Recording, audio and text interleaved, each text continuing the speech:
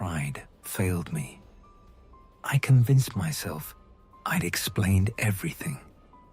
Facts that didn't fit my scheme were insignificant. But how could I have failed to realize that primitive, empty underground tunnels wouldn't have attracted Berrier's attention? I had to understand there had to be something else there. The all-powerful minister couldn't help but be intrigued by the story of monsters tumbling out of nowhere, because behind these monsters, with his characteristic insight, he discerned the existence of a door to another world and the prospects that came with it. And this formed the basis of the super top secret project. But knowledge comes at a price. The project founded not because of its own futility, as I initially imagined, but because of a catastrophe the scale of which can only be guessed at. The door turned out to be a secret.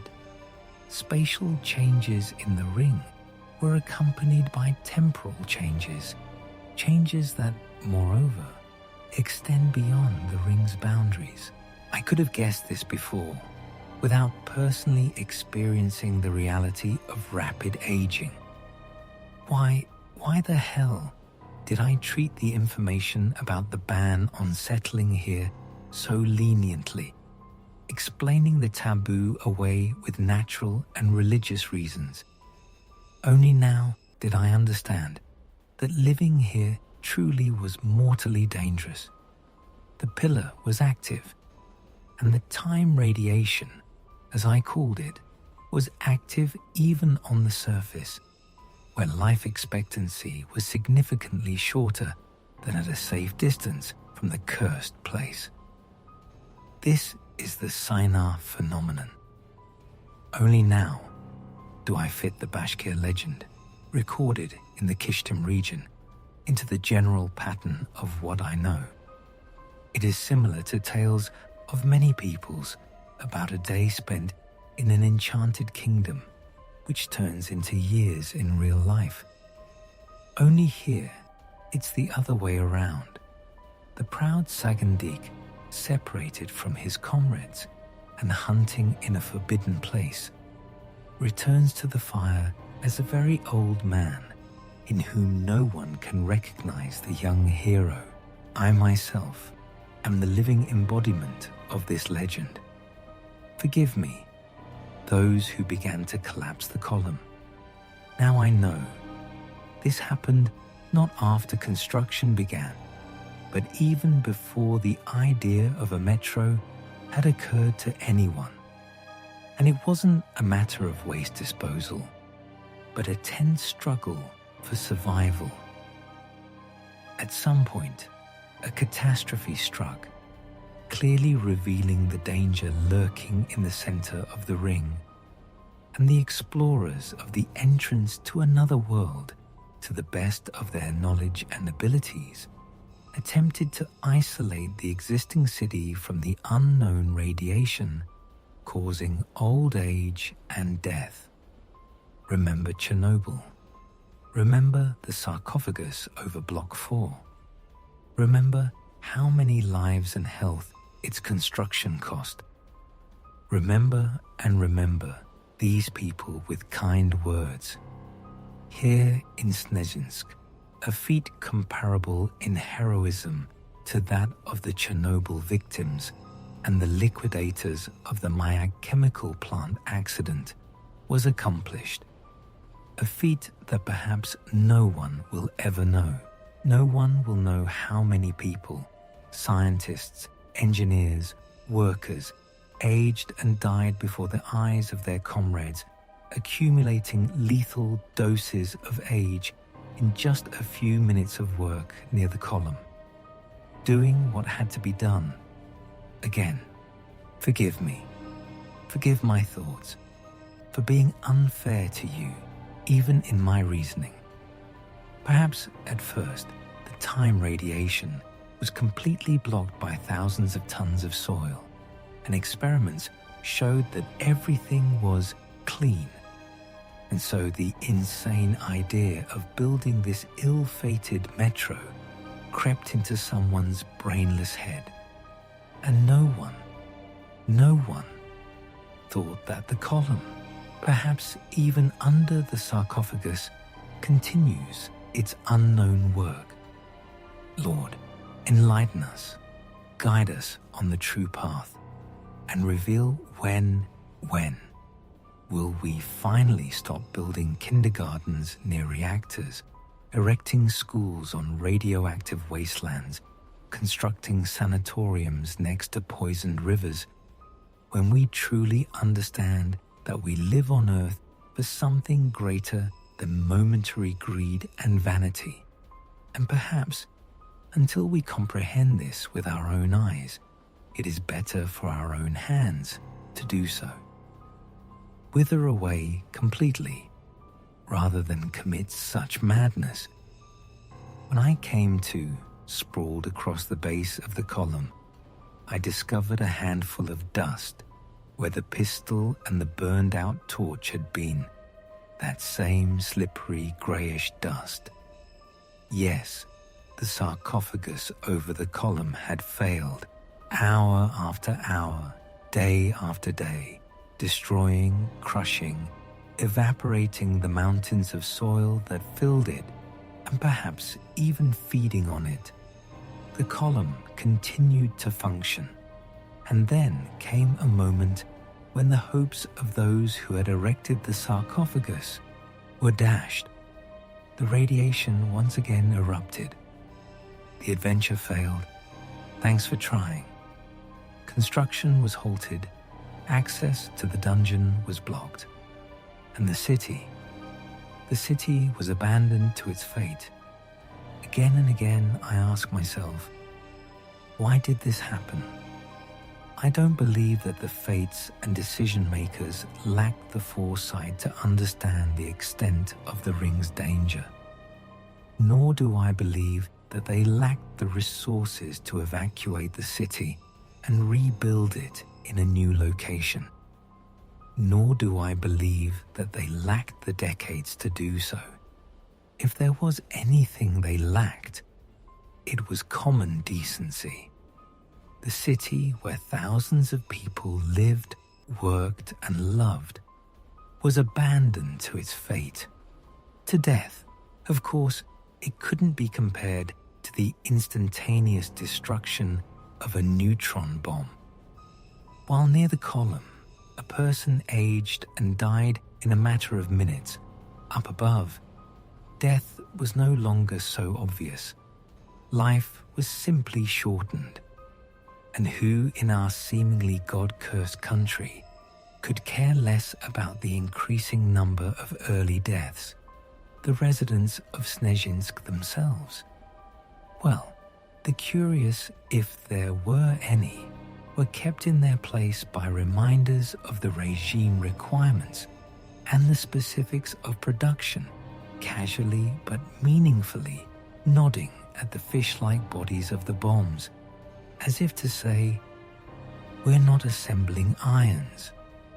The scenery, too, reeked of death, but the more I think about it, the more often a terrible thought comes to me. It seems to me that the city wasn't abandoned, but rather abandoned for well-considered, sober reasons. The project wasn't finished. Research continued and continues. Some are writing monographs. Others are defending their PhD and doctoral theses. Some people are awarded closed state prizes for studying the effects of tau radiation on the human body and exploring the possibility of hereditary transmission of traits that emerged in the first generation. The field for research is truly limitless. 50,000 people. Power is as disgusting as a barber's hands. I see the question on your faces. What to do? Run? Save ourselves? Try to bury the column again? Blow it all to hell? Who can we rely on? Who can we rely on? Who can help us? I'll answer the last question later. As for the rest, there's no point in burying the problem or avoiding it. The problem must be solved, and that means, one way or another, the city must stop being held hostage, but not hostage to the ring, as you're just thinking, but to the secrecy that surrounds us on all sides, and not so much the external, formal, ingrained secrecy, but rather the one that has accumulated in our souls and is simply called a lie.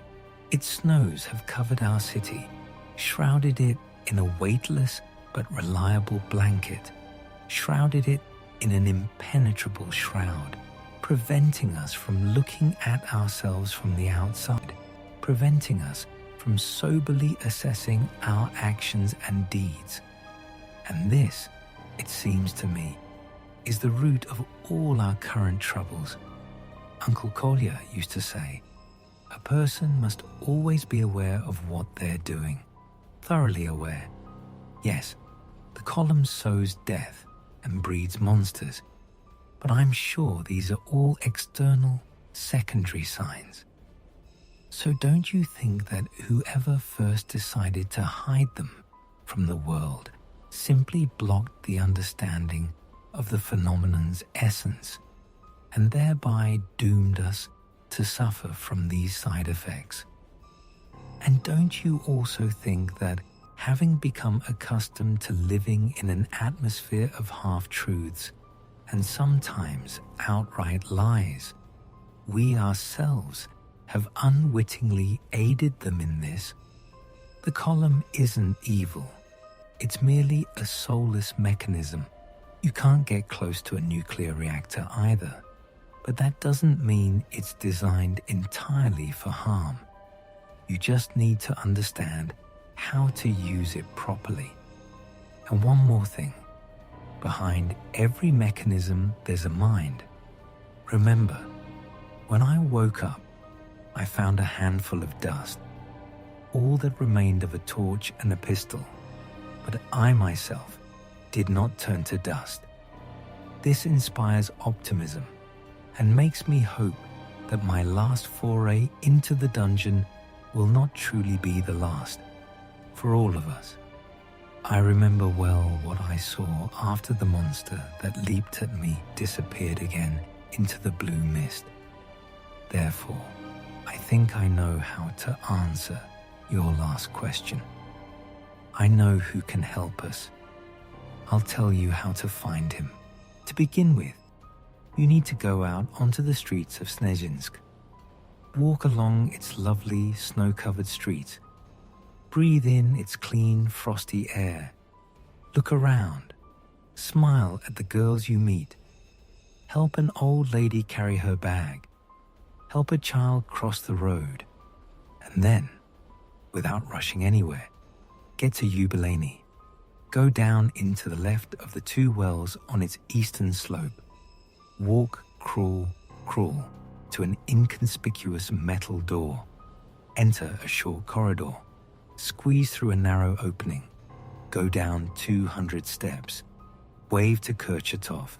Jump off the platform onto the tracks. Walk along the sleepers for 1.5 kilometers.